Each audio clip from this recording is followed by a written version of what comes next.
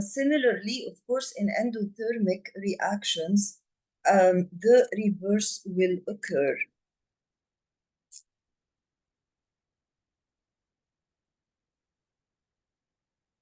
So we don't have a graph here for endothermic reactions, but in endothermic reactions, you will have, if you have enthalpy H or delta enthalpy on the y-axis, and you have time on the x-axis. So if the reaction is an endothermic reaction, you will see that the reactants will have a lower energy than the products. So this is the energy of the reactants. This would be the energy of the products. Therefore, the reactant should gain a certain amount of energy in order to be able to give the products. And we will see now that this part of this energy is called the activation energy. For example, here, if we return to that graph, for example, here, if we return to that graph, the difference in energy between Y1, which is the energy of the reactants, and Y2, which is the energy of the products, is the change in enthalpy, or delta H. But as you can see, although it is an exothermic reaction, yet because yet we need a certain amount of energy in order to start the reaction, and that smaller arrow represents the activation energy. So although we said that the reactants have a higher energy of the products, yet they still need an activation energy in order to start the chemical reaction in a faster way. And this activation energy, of course, is less than the activation energy in case of endothermic reactions.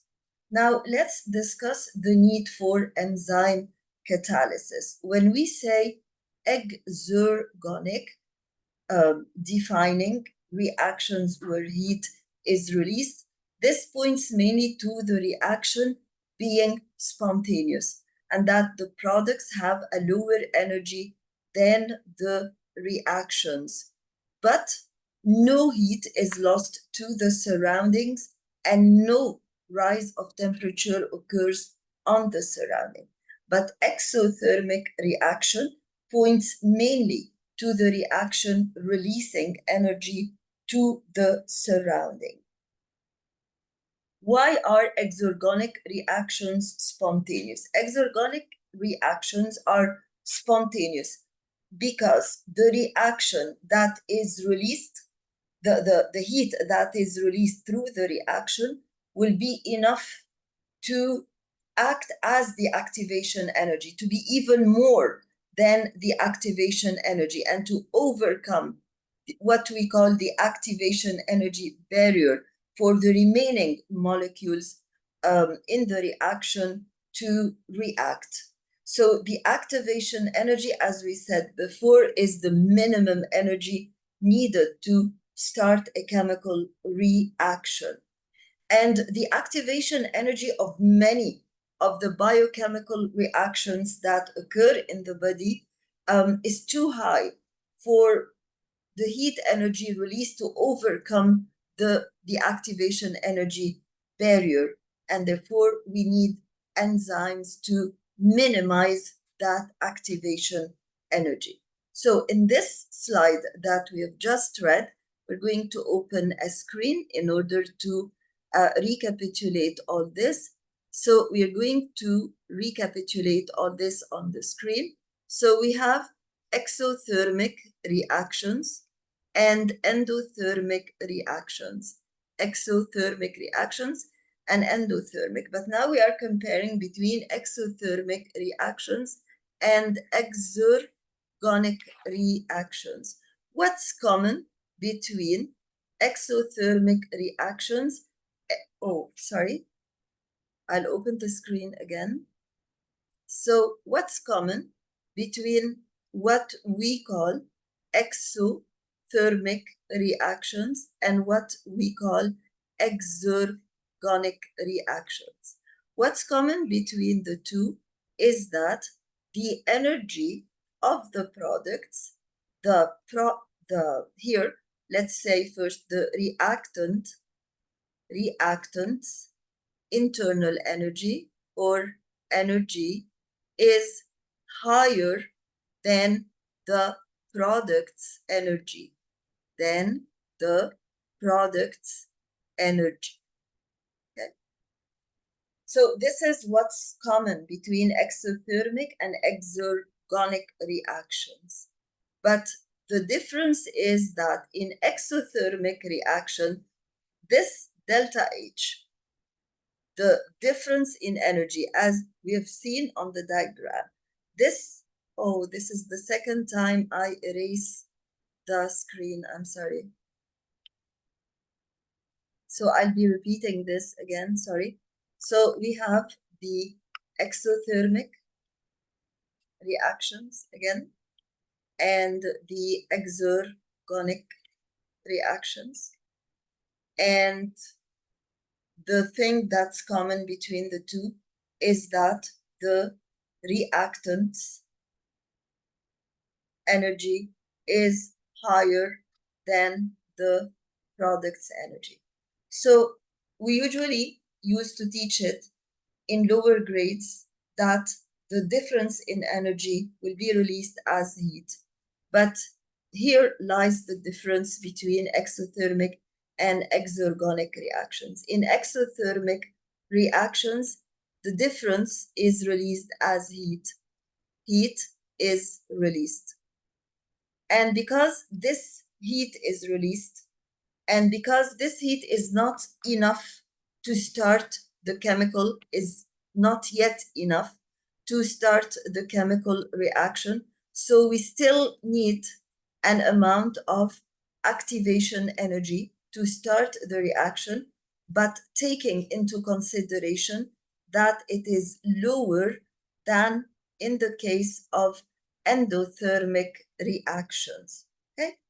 But the major difference here lies in number 2 between exergonic and exothermic. Why? Because in exergonic reactions, heat is not released, and this heat is utilized as an activation barrier. This amount of heat overcomes the activation energy barrier, or is enough. You can say it in simple words. It is enough to activate the molecules and start the chemical reaction, So we can say in more difficult words, it overcomes the activation energy barrier, the activation energy barrier. Okay. What is an adjusted activation energy? Now, if the cellular biochemical reactions resulted in certain cellular temperatures associated with the release of enough heat energy for these exergonic reactions to overcome their activation barrier, the essential components of the cells would disintegrate. What does this mean? This means that what we have just said about exergonic reactions, what we said about exergonic reactions means that they are spontaneous reactions because the heat energy that is released from exergonic reactions is enough to start the chemical reaction. But in this paragraph, what we are emphasizing is that exergonic reactions can occur in a lab, but cannot occur in a living cell. So exergonic reactions cannot be seen in a living cell, because in order for them to be seen in living cells, the amount of energy released, which is enough to overcome the activation barrier, should be not harmful to the cell, but actually the lowest amount of released heat energy in an exergonic reaction that ensures its spontaneity is destructive to the cell. The components of the cell would disintegrate. On the other hand, in order for the important cellular reactions to occur at appreciable rates, their activation energies must be lowered. So, a purely exergonic spontaneous reaction cannot be seen in a living cell because it is destructive to the cell. The amount of heat energy that is released and that is supposed to be sufficient to spontaneously reactivate other molecules is too high to be afforded by the cell.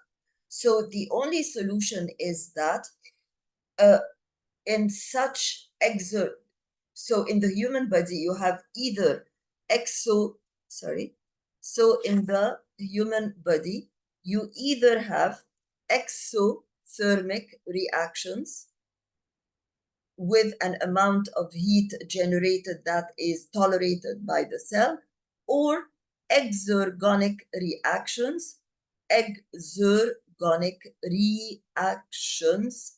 okay, whose activation energy should be lowered. And an important factor that helps lowering of the activation energy is the catalyst, the biocatalyst known as the enzymes.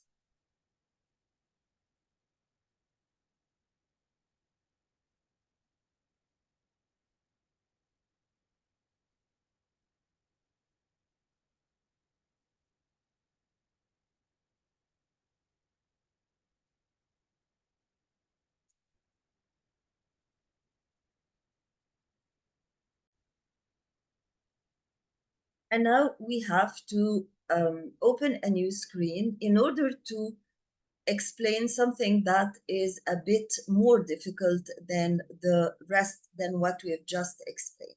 We've just said that exergonic reactions produce an amount of energy that is enough for the following molecules in this reaction to react without providing the reaction with heat.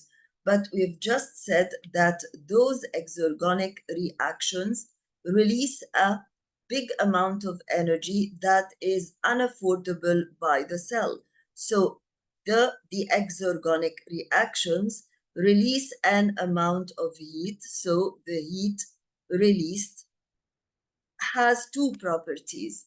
First of all, this heat release is unaffordable by the cell. It is unaffordable by the cell. If it is left to dissipate freely in the cell, it would damage the cell. This is one part. The second part is that a part of this heat released is used to spontaneously activate the molecule, to spontaneously activate the molecules, and so activate the next molecules. But the problem is, and here is the difficulty, the problem is, in order for that spontaneous heat to overcome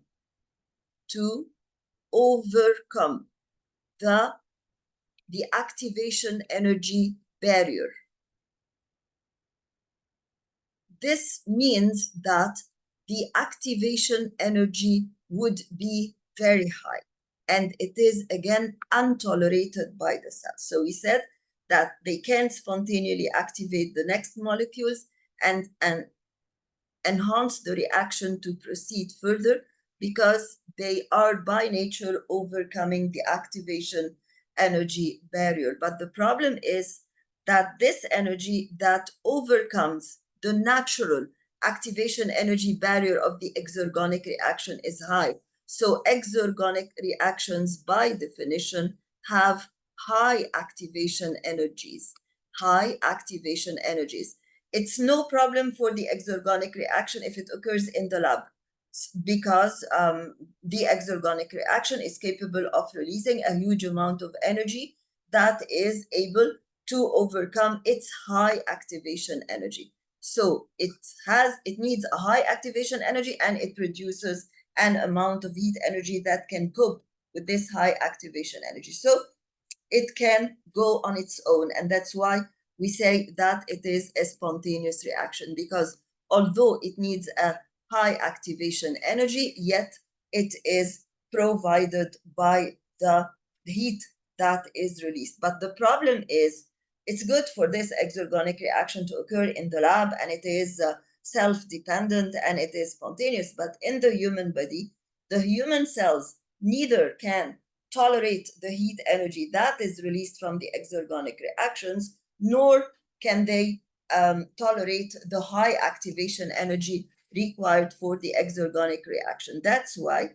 if an exergonic reaction is essential and should occur in the human body, so we have to lower down this activation energy or diminish this activation energy by enzyme catalysts. Okay, if you diminish the activation energy needed to needed to start the chemical reaction, then you have solved the first problem. But what about the second problem, which is the heat released that is unaffordable by the cell? This is a less serious problem because this heat is stored in the form of ATP molecules. I hope that this clarification on exergonic reactions was useful, and that's why we say that we need to adjust the activation energy, of the exergonic reaction. And how do we adjust the activation energy? By the use of enzymes. The activation energy is important to prevent spontaneous reactions from occurring, and that's why the activation energy of those exergonic reactions that are dangerous and that are, if left on their own, if they are not adjusted, they would be dangerous. They release a huge amount of energy, so it is important to adjust it. But however, the activation energy is important, because if no activation energy was needed to start a chemical reaction, then all molecules would react on their own. So you wouldn't be able, for example, to put an amount of glucose in a bowl or in a container, because they would react with each other. And now we are going to proceed to simpler concepts. For example, metabolism.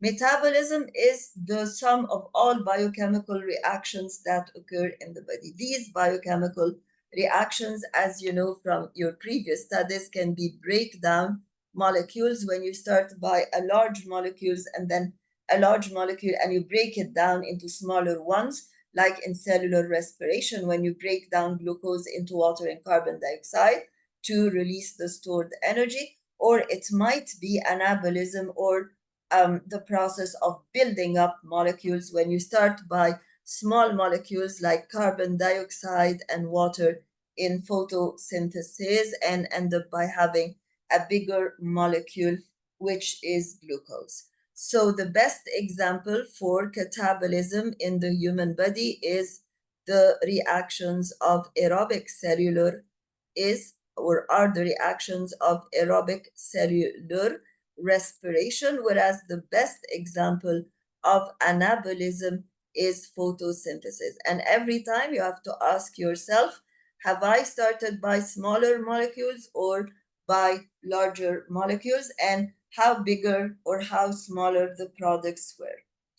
Now, we are going to discuss a concept that we've discussed before in the cell, which is the biochemical pathways. You know that the biochemical pathways are a series of metabolic reactions, each of which serves each chemical reaction in the biochemical pathway will produce a product, and that product will be a reactant for the next biochemical reaction. So every reaction serves the next reaction.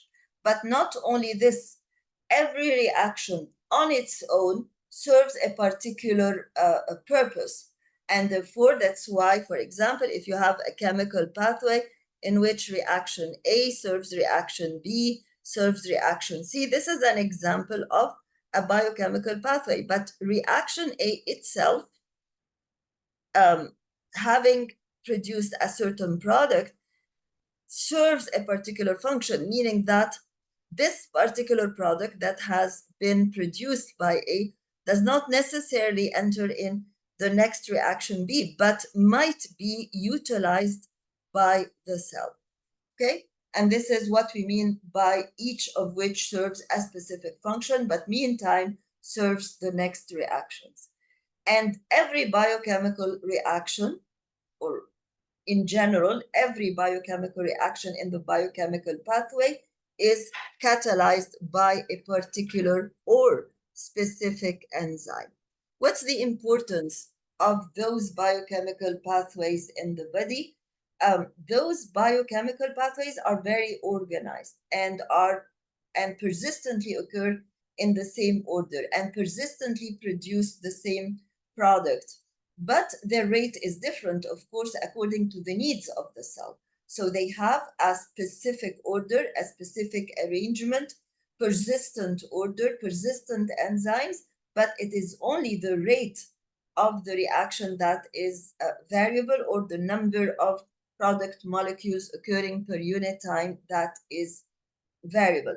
Since they are very organized and they have specific enzymes, persistent enzymes to catalyze them, then they are, of course, more controlled. Anything that is more organized and more persistent then will be, by persistent, I mean rather constant, so organized and persistent and catalyzed by enzymes. And since every reaction is catalyzed by enzymes, so you can, and this is a very important concept related to the questions you see on the tests, it can be controlled mainly by controlling the enzymes. So if a particular chemical reaction, for example, this first step is catalyzed by a certain enzyme, and then you remove the enzyme, so the whole pathway will be stopped.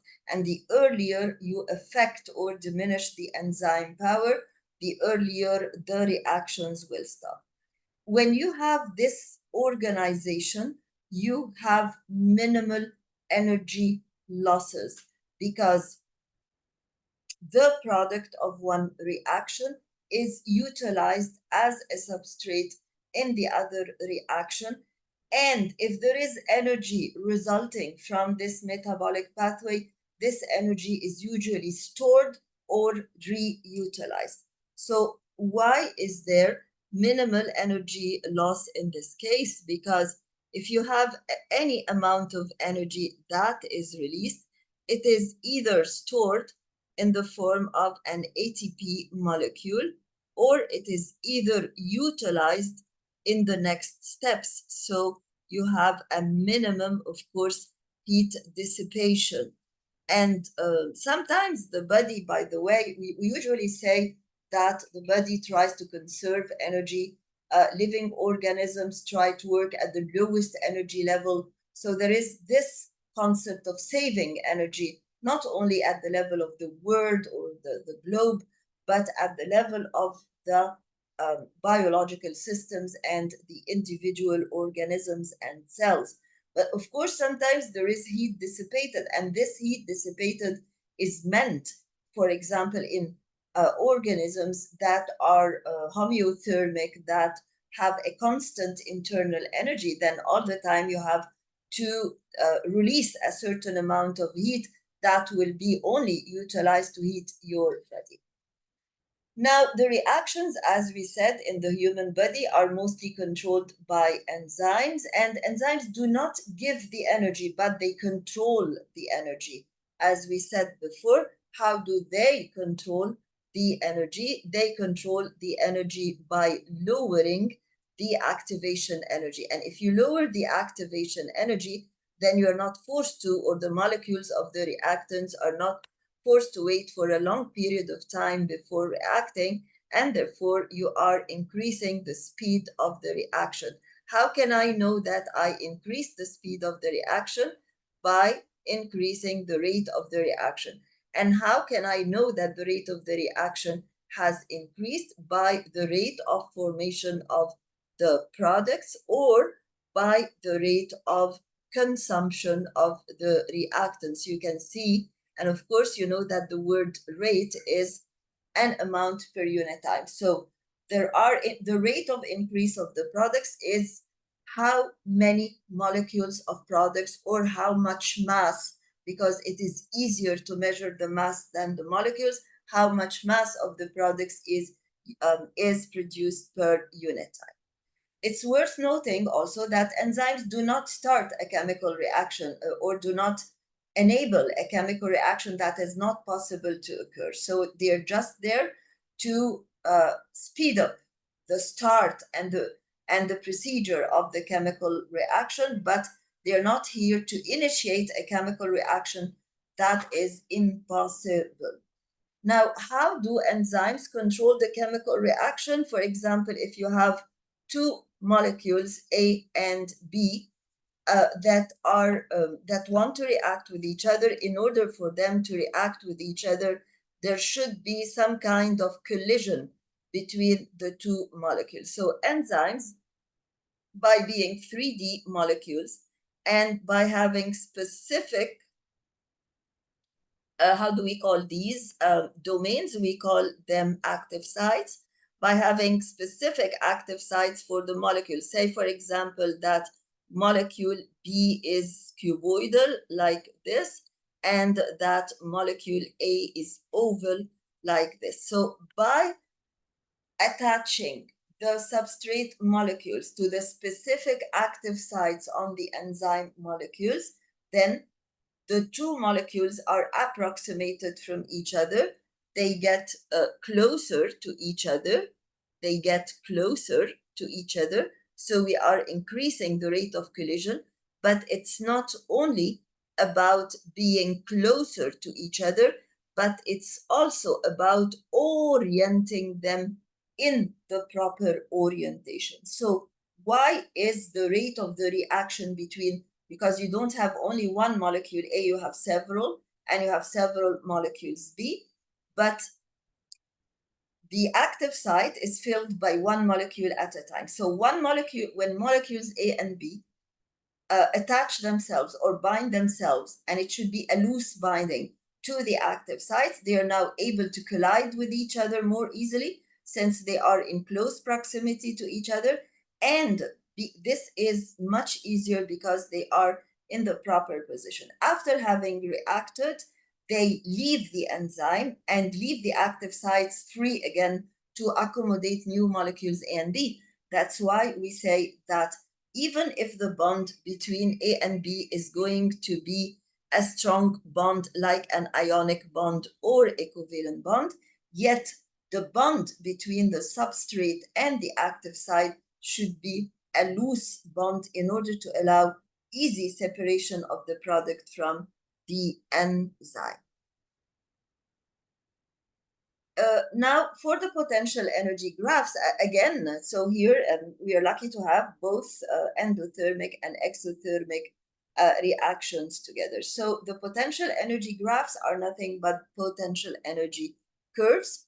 And we said before, this is just wrapping up. That's why I'm going to read the slide rapidly. If the potential energy of the product, so we are talking the delta H here, is considered a change in the internal energy or considered a change in the potential energy. So if the potential energy of the products is less than that of the reactants, the reaction is considered exothermic, of course, because some energy will be released as heat. If the potential energy of the products is greater than that of the reactants, energy should be absorbed by the reactants to reach that of the potential energy, and that's why it is endothermic, and we're going to see this on the graphs. In both cases, whether you are talking about exothermic or endothermic reactions, the enzyme will serve to lower the energy of activation, because both of them, exothermic and endothermic, need an activation energy.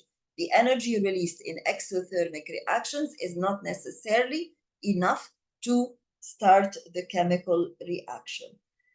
And then when the substrate binds with the enzyme, we obtain what we call the activated complex. And we are going to discuss this activated complex very soon.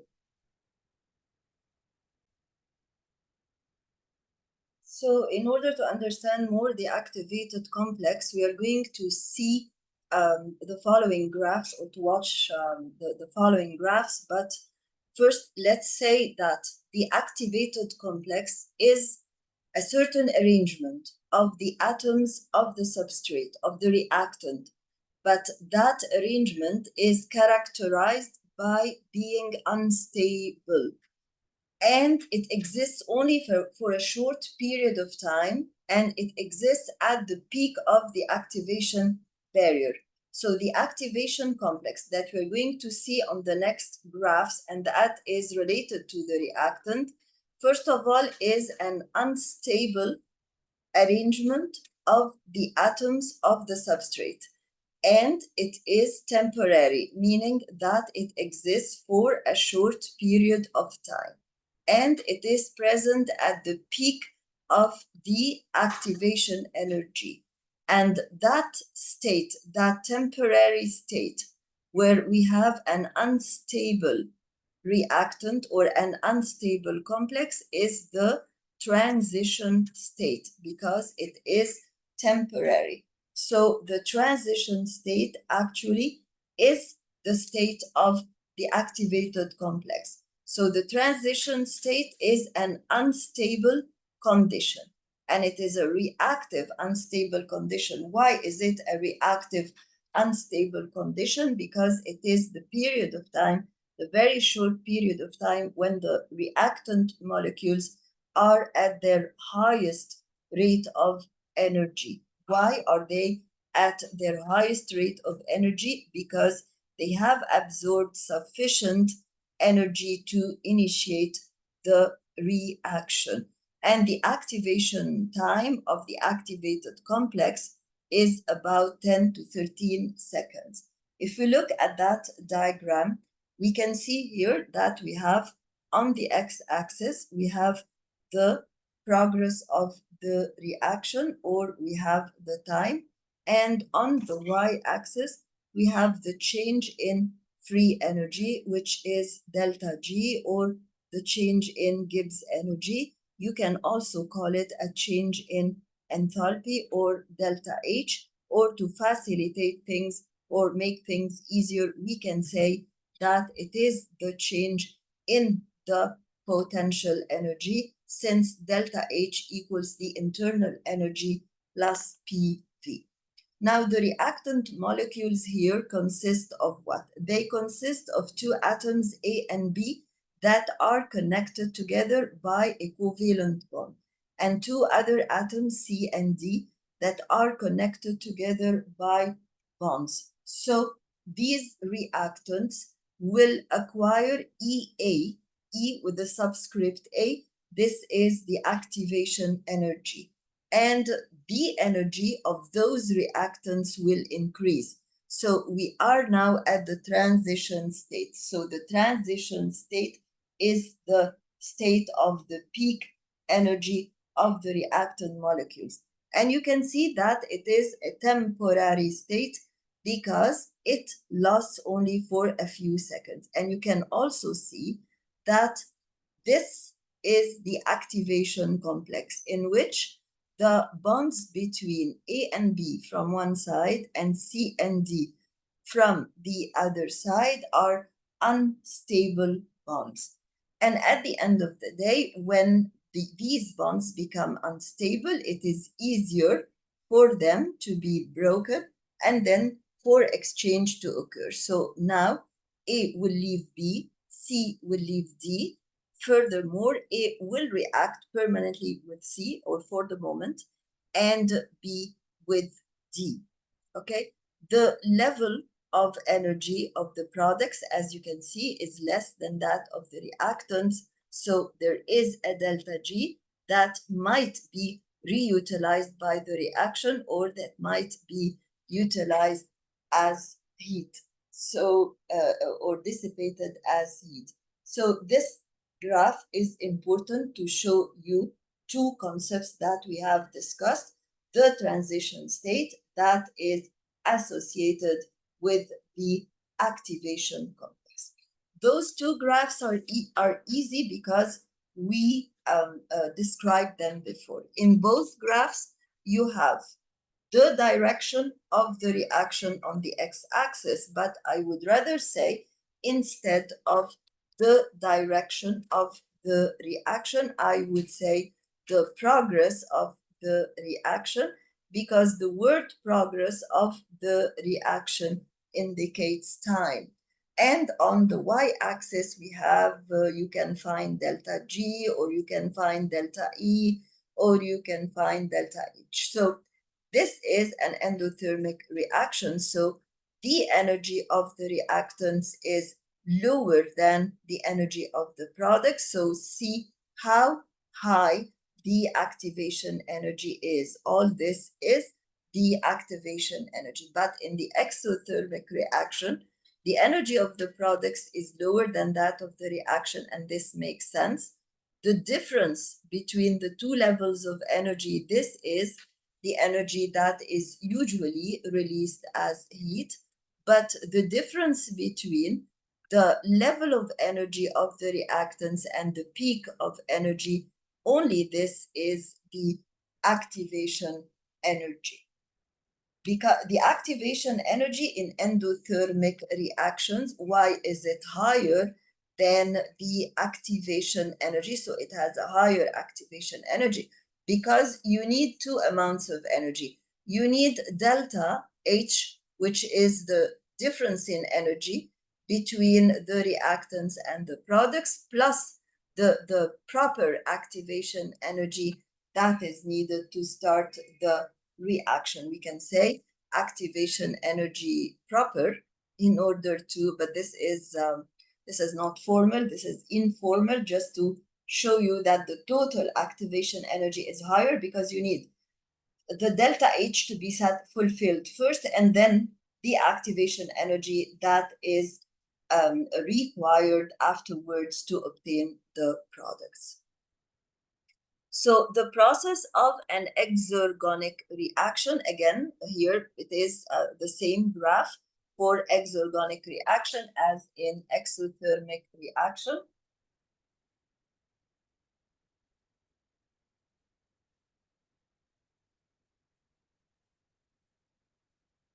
We said before that whether you're talking about exothermic or exergonic reactions, there is a negative delta G, although heat is released. So although heat is released, although heat and thermal energy are released, and although the energy of the reactants is higher than that of the products, yet we consider delta G negative. So when we say that it is negative or smaller than the zero, we are referring to the product energy being lower than the reactant energy. And that's why in exothermic reactions, although heat is produced, yet delta G is considered negative and the reaction is spontaneous. The reaction is spontaneous if the reaction occurs or proceeds in a lab, that's good, and we don't need an enzyme. But in case of a living body, we cannot leave the value of the activation energy of the exergonic reaction as high as spontaneously. So we should adjust the activation energy. How would we adjust the activation energy? We would lower the activation energy by enzymes. So if this is the original activation energy of the catalyzed reaction, so this would be the activation energy of the catalyzed reaction, and this is delta G. If delta G on the graph, for example, the value is 10 joules, this is the absolute value of delta G, but of course when you say what delta G is in case of the exothermic reaction, you wouldn't say the absolute value only, but you would say that delta G is equal to minus 10 joules, and you shouldn't forget the negative sign. You shouldn't forget the negative sign. In endothermic reactions, again, you can see that the products have a higher energy than the reactants, and therefore delta G in this case is more than 0. It is positive, and it is positive. This again refers to the energy of the products. When the product energy is higher, why is it positive? Because the product energy is higher than that of the reactant. So it seems as if by convention, this positivity of the delta G refers to the addition of energy to the substrate. You can remember it like this: addition of energy to reactants. So whenever you add energy to the reactants, delta G is considered positive. In such a case, of course, the activation energy is the whole blue arrow, and it includes the difference in energy and then the rest of the required energy to reach the transition state. Now, what are the properties of enzymes? Of course, we have studied the properties of enzymes in grade 10, and we have reviewed it in grade 11 in human biology, but it's always important to review the basic properties of enzymes so that we can build on this and explain further complexes. We have several times said before that enzymes are 3D proteins and that they are globular proteins. They look more or less like spheres, and this ensures a smaller surface area for volume, and this increases the efficiency of the enzymes.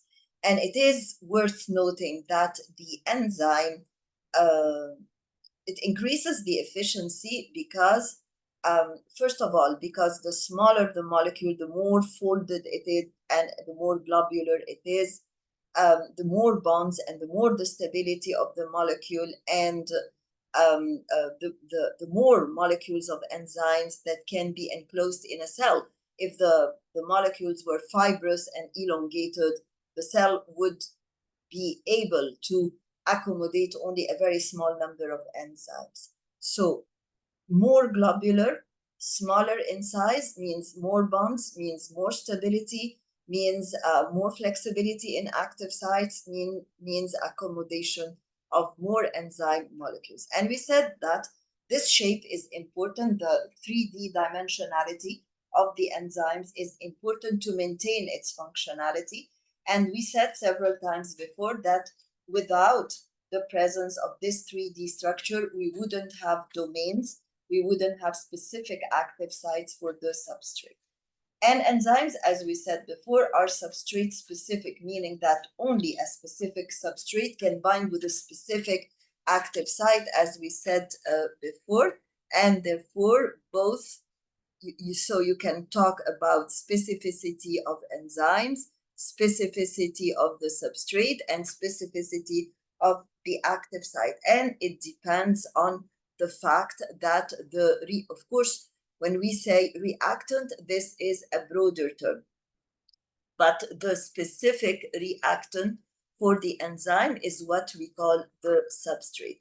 The specificity comes from what? The specificity comes from the shape of the molecule of the substrate that is complementary to that of the enzyme, and from the capacity of the reactant to form bonds with the enzyme. So the substrate is a molecule that can specifically bind or interact with the enzyme at its active site. And here, when we say interact, we don't mean react. Interact is very different from react because enzymes do not react in the reaction. Interact here means that they form loose bonds, and it is important, as we said, for the loose the bonds to be loose in order for them to be reversible. So why is it important for the bond between the substrate and the enzyme to be loose in order to be reversible? The active site is unique or specific because it has a unique shape, a unique size, and maybe also a unique charge. So we said that the specificity of the reactant comes from the fact that it has a complementary shape, they fit with each other, it can form bonds. And why is it capable of forming bonds? And why is its shape suitable for the active site? The shape is suitable because it is complementary, but not only complementary, but it is of an adequate size. So these are two important conditions. The third important condition, rather than the shape, so complementary, this is related to the shape. And then we have a proper shape, the proper size, and maybe also the proper charge, because if you have two molecules having a complementary shape and a suitable size that want to bind with the active site, but one of them has charge that are not suitable for the enzyme's active sites charges, for example, they repel each other. In such a case, it wouldn't be able to react. So there should be compatibility between the enzymes and between the active site and the substrate. And this compatibility results from physical properties like what? Like the shape and the size, and from chemical properties like the charge and polarity, like the charge and polarity. In the past, we had an old theory that was called the lock and key theory that represented the binding between the active site and the substrate like the binding between a lock and a key. For example, if the key looks like this, so the lock should also have depressions here to accommodate the key. But the key and lock theory suggested that the enzyme molecule and the active site fit together and perfectly like a lock and a key. But as we said before, as we said before in grade 10, the new, more acceptable theory is the induced fit theory, in which it is suggested that the substrate should not be 100% perfectly binding with the active site, and that if it is like 90% compatible with the active site, then they would fit into each other. And then in order to achieve that 100% fitting or perfect fitting, it is the enzyme that alters its shape slightly so that the substrate can fit better. And here we can see the induced fit model. The induced fit model on that diagram shows you the following.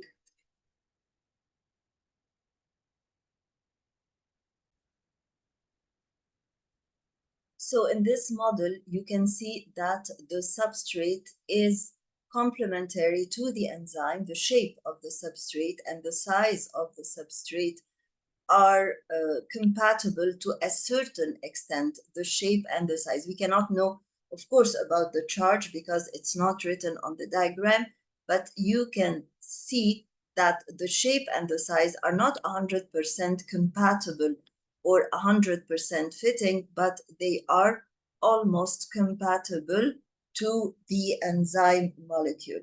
And then after they bind with each other, there is a change. It is the enzyme. If you see, the substrate did not change its shape.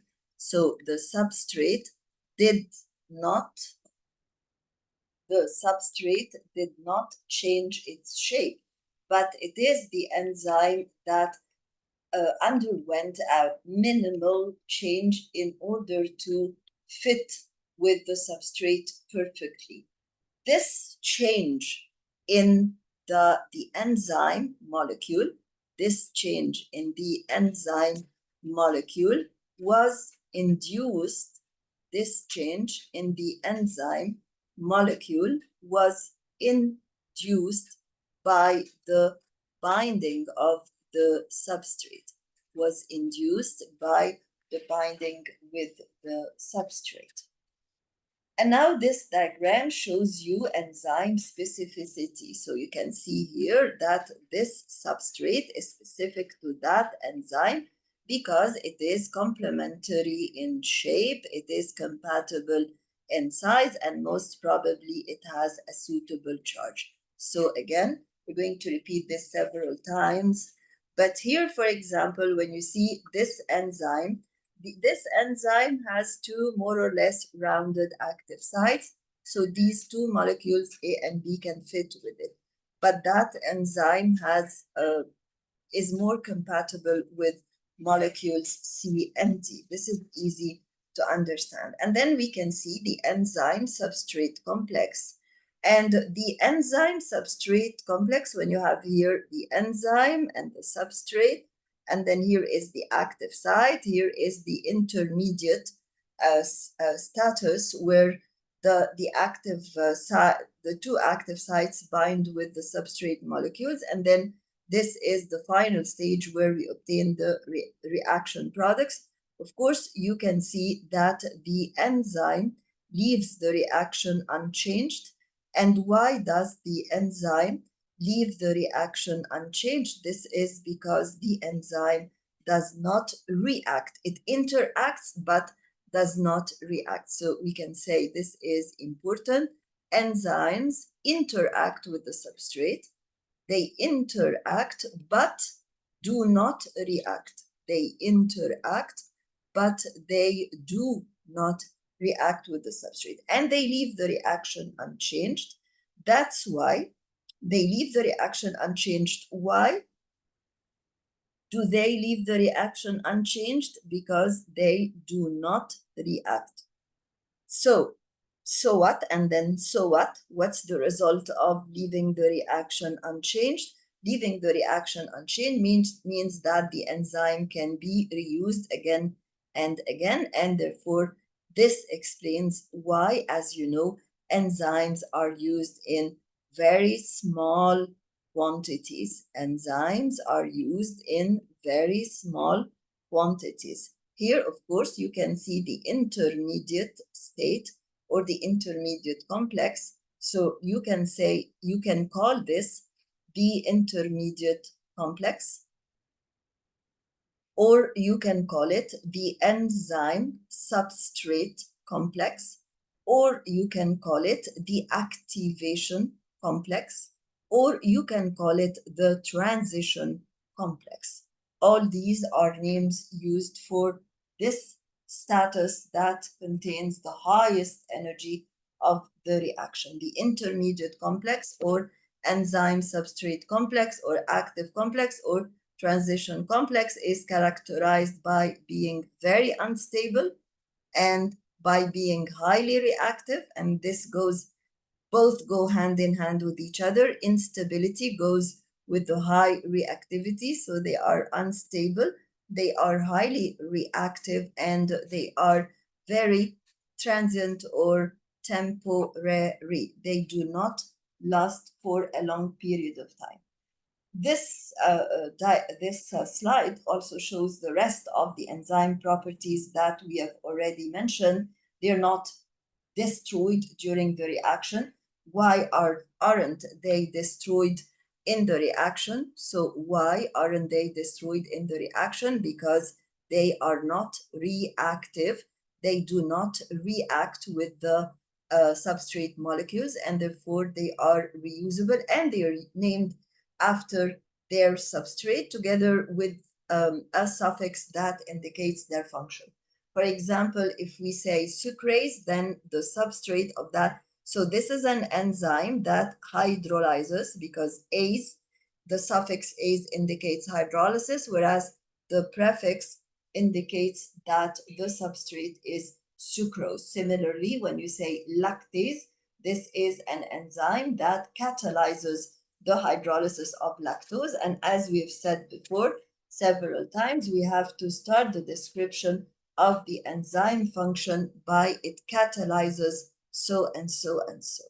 Some enzymes are reversible. When do we say that an enzyme is reversible? When it catalyzes a reversible reaction. For example, a carbon dioxide plus water can be converted through a reversible reaction that can go both ways according to the concentration of the reactants and the products, as we will see later on, into carbonic acid. But in order for carbon dioxide and water to give rise to carbonic acid, then there should be an enzyme, and that enzyme is called carbonic anhydrase enzyme, and that enzyme is present abundantly in the lungs and present abundantly in the red blood corpuscles and in the kidneys.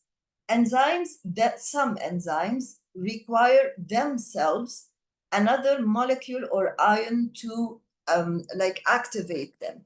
So if that substance is inorganic, usually an ion, then like for example copper ions or zinc ions or magnesium ions, they are very important to activate enzymes,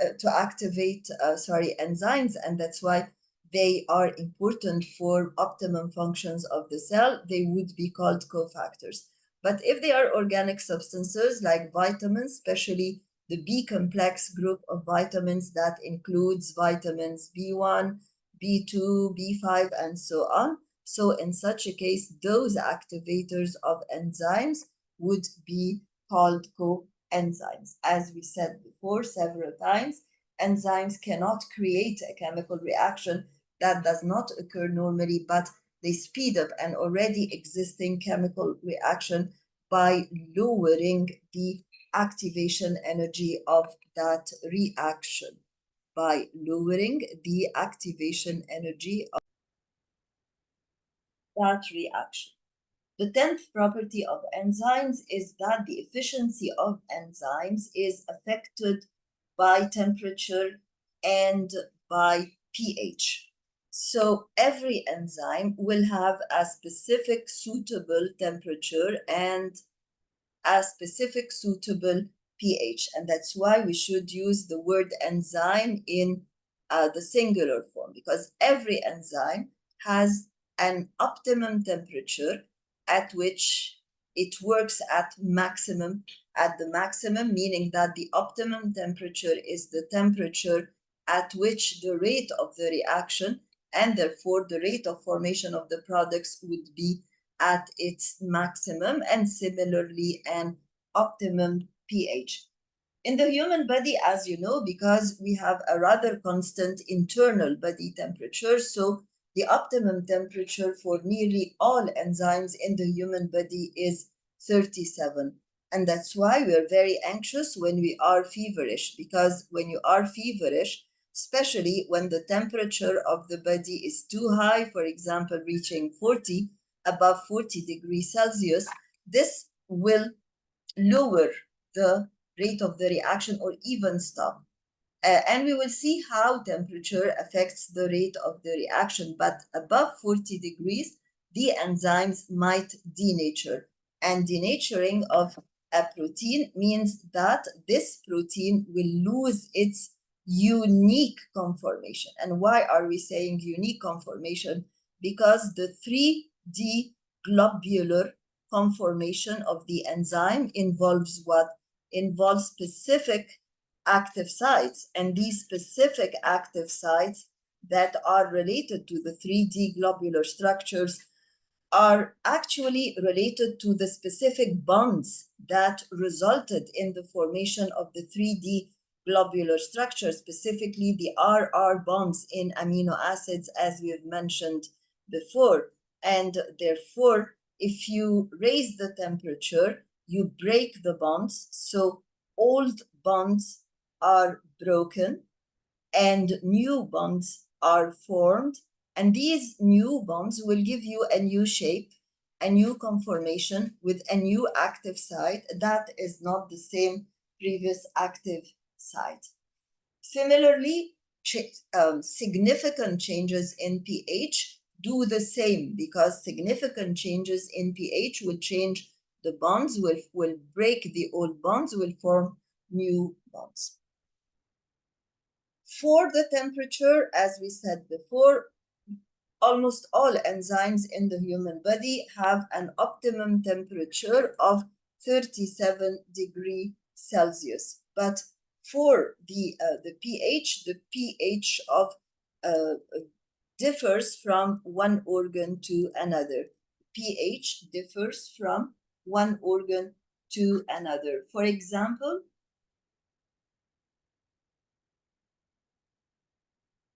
the gastric enzymes become very active at a low pH.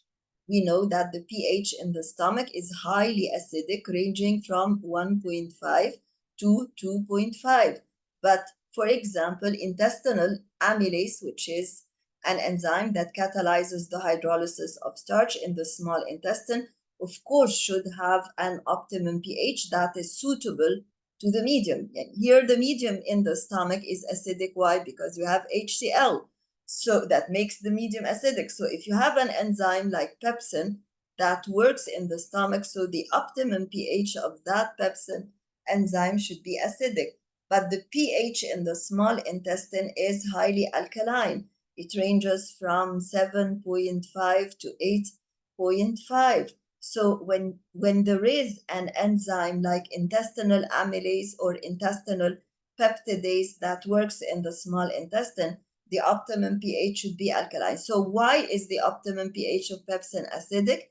Because pepsin is a gastric enzyme and the gastric cavity contains HCl. Why is the optimum pH of amylase alkaline? This is because amylase is an intestinal enzyme.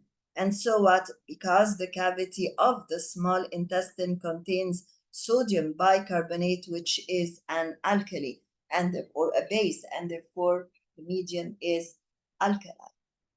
And now we are going to talk about a more advanced concept, which is the concept of the prostatic group, the apoenzymes and the holoenzymes, and they are related to each other. What is first a prostatic group? A prostatic group, is a specific non-polypeptide unit. Why are we saying non-polypeptide? Because the enzyme itself is made of polypeptides. The enzyme itself is made of proteins. So the prostatic group, first of all, is not a protein. The prostatic group at first is not a protein. So it is non-polypeptide. Second thing, that the prostatic group is specific, meaning that some prostatic groups are specific to some enzymes. The third property is that it is tightly bound, and the fourth property is that it is a requirement for proper functioning of the enzyme. So the prostatic group is a non-polypeptide, it is specific to the enzyme, it is tightly bound, and it is highly required for the proper functioning of the enzyme.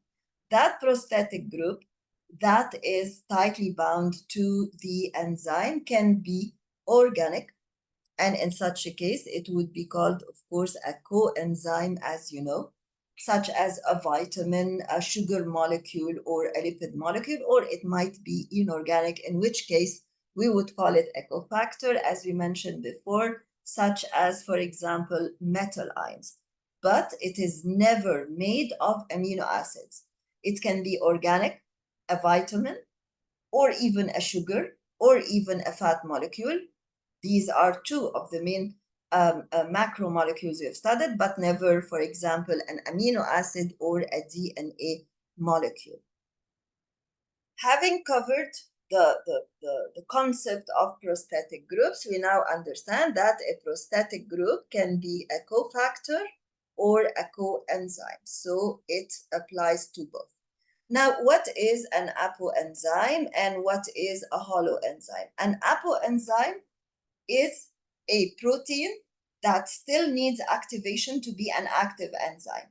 So you can say that an apoenzyme is an inactive enzyme, and it requires the combination with a cofactor or a coenzyme in order to perfectly achieve the specificity of the enzyme, meaning that this indicates what? This indicates that if you have an inactive enzyme, this is because, in such a case, this is because its active site is not fully compatible with the substrate. So the prosthetic group here, which is the cofactor or the coenzyme, will complement the shape of the active site to make it more suitable for binding with the substrate. And when it is now more suitable for acting with the substrate, we would call it a holoenzyme. So the inactive enzyme is called the apoenzyme, but the apoenzyme together with the cofactor or the coenzyme will form together an active enzyme, which is called the holoenzyme. The holoenzyme is characterized by what? The holoenzyme is characterized by being functional. In what sense? In what sense? In the sense that it is catalytically active. It is now capable of activating a chemical reactions. The holoenzyme is called holo. This refers to the word whole with a WH at the beginning, which indicates that the holoenzyme now has all the components that are necessary for activation. It has the apoenzyme or the inactive enzyme that's not perfectly compatible with the substrate, in addition to a cofactor or a coenzyme that attaches to it to make it perfectly compatible with the substrate. And here we can see the holoenzymes. For example, we have an apoenzyme that is inactive together with a coenzyme. The coenzyme here is considered a prosthetic group.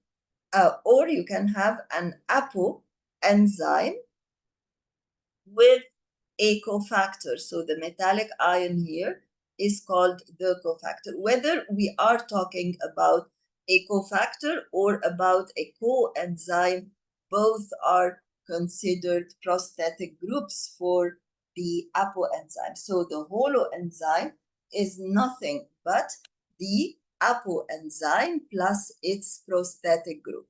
The apoenzyme plus its prosthetic group. And the prosthetic group can be inorganic or organic. It can be inorganic or organic. If it is inorganic, it is called a cofactor. And if it is organic, it is called a coenzyme. Now this graph shows you the reaction rate, and we are studying this graph in order to understand afterwards the factors that affect the reaction rate, but we will be discussing this on the next video.